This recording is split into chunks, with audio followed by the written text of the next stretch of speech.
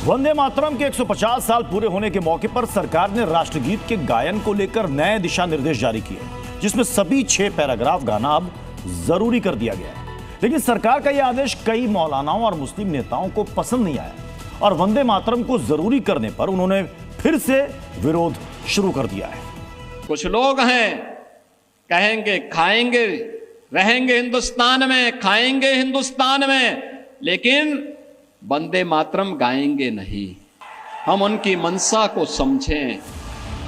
जिस गौरवशाली गीत वंदे मातरम को सुनते ही हर हिंदुस्तानी का सीना चौड़ा हो जाता है और रगों में देशभक्ति की लहर दौड़ जाती है, उसे लेकर एक बार फिर विरोध शुरू हो चुका है।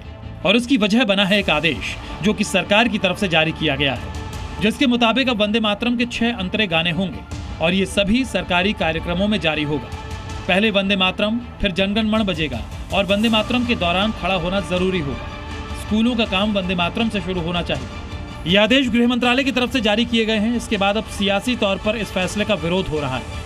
ये हिंदुस्तान है, किसी के बाप की जागीर नहीं है और हिंदुस्तान के हर नागरिक ने, उसके पुरखों ने देश की स्वतंत्रता के लिए संघर्ष किया और सबके सामूहिक संघर्ष से आज देश स्वतंत्र हुआ है।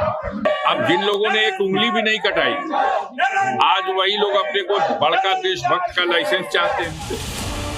सिर्फ सियासी ही नहीं बल्कि मुस्लिम धार्मिक नेताओं ने भी इसका विरोध किया है। हुकूमत दबाव के जरिए, प्रेशर के जरिए वंदे मातरम लाजिम करना चाहती है तो ये संविधान के विरुद्ध है और हाई कोर्ट के उसूलों का पालन न करना है, बल्कि उसकी भी मुखालफत करना है। जो पढ़ना पढ़े, जो न पढ़ना न पढ़े, अपनी मर्जी पर के उसको प्रतिबंध नहीं लगाना चाहिए। उसके ऊपर आपकी जिसकी मर्जी पढ़े, अनिवार्य नहीं होना चाहिए। ये गलत है, अनिवार्य होना गलत है, बल्कि होना चाहिए, आज़ादी होना चाहिए, आज़ादी होना चाहिए।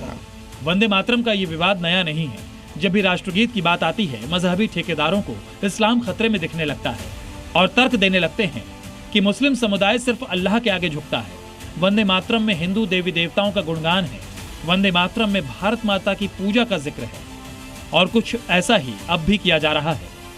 लेकिन सवाल उठता है कि देश के गीत से भाईजान क्यों भयभीत है? वंदे मातरम गाने में आखिर दिक्कत क्या है और क्यों राष्ट्रगीत को मजहब के चश्मे से देखा जा रहा है?